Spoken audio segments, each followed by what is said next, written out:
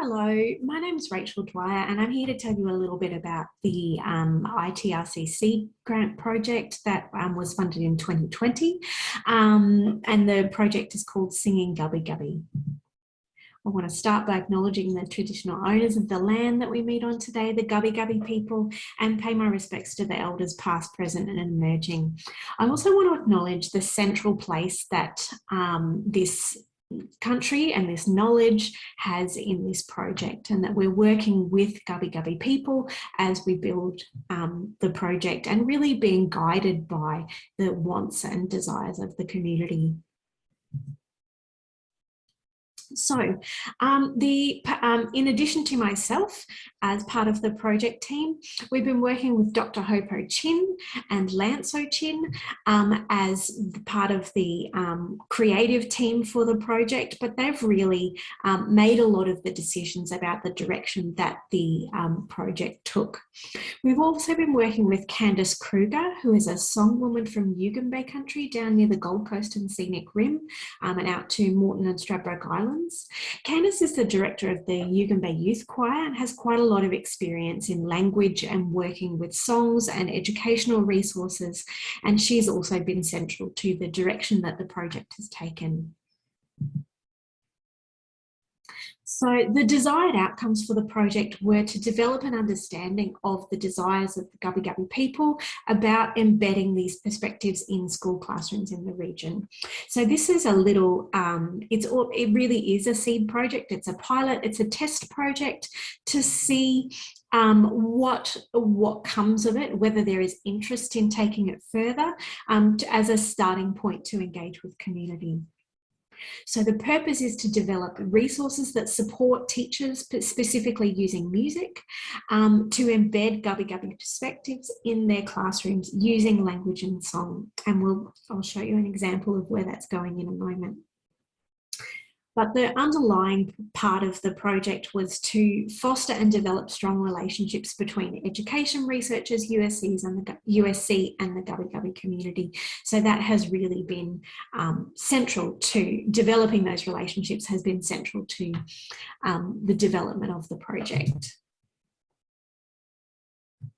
So the plans of the activities or activities for the project were initially started with the song Little Koala by Lanso Chin, which we have been developing into a resource package for use in schools. That resource package I'm going to tell you a little bit more about in a moment, but it has certainly emerged and grown since we started, following the advice from Uncle Lance and Auntie Hope and the School of Education Indigenous Subcommittee, which we've spoken about the project with, and they've had lots of thoughts and advice along the way as well.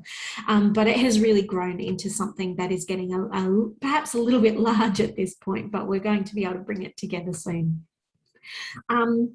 Another part of the project was, once we have these resources together, to call a community meeting to invite people to come in to discuss the directions that this part of the project is taking, which is really building on this is really the, if you like, the intellectual property or the materials that are created by Lanso Chin. He holds the copyright to this song. We've used some Gubbi Gubbi language in the song, but it's really to put that out to community and say, where next? Is anyone interested in being involved in conversations about what might be some next steps, or to see where it could go from here?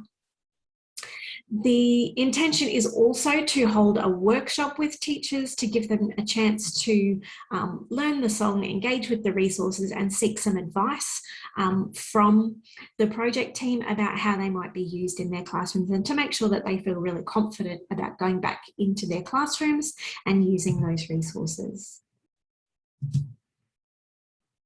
So when we talk about Little Koala or Gimme Gullah, this is the song that we've developed. We've created a musical score because that is a resource that music teachers find helpful. We did that with Uncle Lance's permission. He thought that was a good idea if it meant that more people could use it.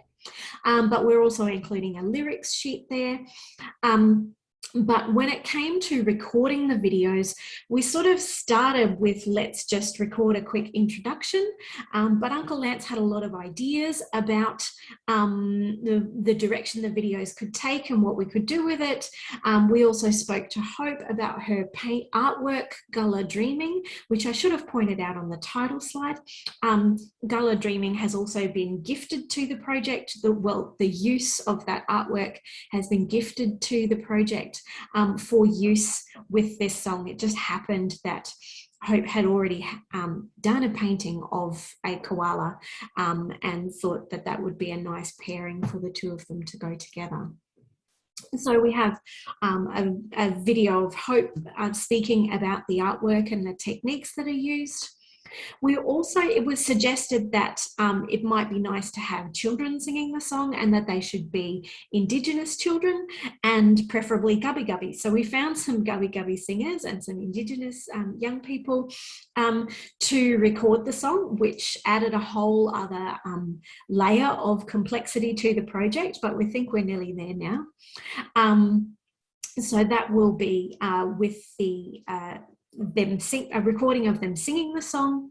We also had one of those young people, Mayra, record a pronunciation guide. She is a young Gubbi Gubbi person and was confident to do that, and that's going to be a great resource to add to the collection.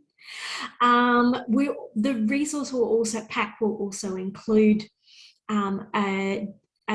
some text around permissions and protocols so that teachers can take this and understand that they're using it with permission. And any sort of surrounding features that Uncle Lance wants to go along with this song, such as that we acknowledge that that it uses Gubbi Gubbi language. That's really important for teachers to make sure their students understand when they sing this song, they know what language they're singing in and where that comes from. And so we can provide an acknowledgement that is part of the permissions for use of the song.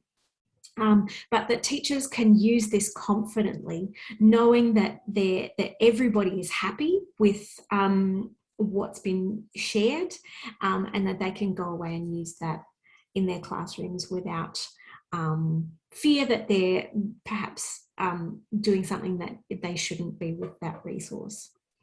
That print resource will also include a guide to spellings as well as pronunciation, because there are quite a few different spellings of Gullah. It's also pronounced Gula. It's also spelt in the dictionary by Jeannie Bell as Guala, which is very close to koala, of course. So we're going to sort of map that out as well, that there are a few different opinions on spelling and pronunciation. And the final part of that resource will be a video with the backing track and lyrics so that students can sing along in their classrooms. When it comes to the approach of the research, it feels like we've barely made it to the research phase yet, but that's actually been going on the whole time as well. That all of this work is contributing to a collaborative autoethnography, which is in the process of being drafted, particularly focusing on the ways that we've worked together as part of the team, and the different roles we've taken, different approaches to and really looking at the things that we think have contributed to the project being able to move forward as it has. There is another angle for the research, which is around the teachers' perspectives, and that will happen a bit further down the track. After teachers have participated in the workshop and taken the resource into their classrooms, we're going to come back to them and have a chat with them about how they feel that was received by their schools, by the students, and how it's impacted on their confidence to work in this space. The collaborative autoethnography is something that we've really been thinking about a lot at the moment.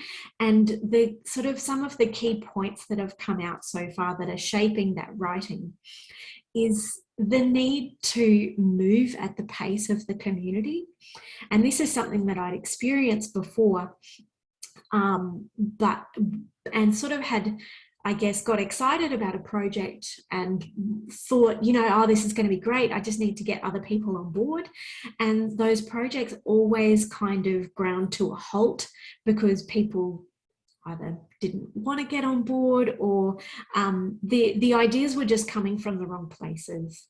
And so it's really been about working with community and knowing how fast we can move and push things along. So there's been some times where we just needed to let it sit for a while, think about it a little bit more, and come back to it and move forward. And that really feeds into this idea of trusting relationships, in that without trust that I was not going to take these materials and just go and do what I wanted with them, that was an important part of them being shared, and it's been an important part of us working together. That Hope has said to me a few times that she knows that she can say anything and tell me what, if there was anything that I was doing that she didn't like, she would just tell me and I would just change it. And so that has meant that she has in some ways trusted me enough that we've been able to move forward. And we're also exploring the concept of, I guess that's related to these, of patience, what I have called serendipity, but we're now sort of looking at a sense of spirituality, and how things are meant to happen when they happen, and things happen for a reason, and sort of looking at the ways that things have moved forward, and connections that have been made that, we're still unpacking this and exploring it, but it's quite an interesting place to be writing, and we think will contribute to really valuable research outputs that come from there. So that's just an update on where we're up to at the moment. Really happy to speak to anyone who might be interested in hearing more about the project or would like to contribute. Then please get in touch with me and I'd love to have a chat with you.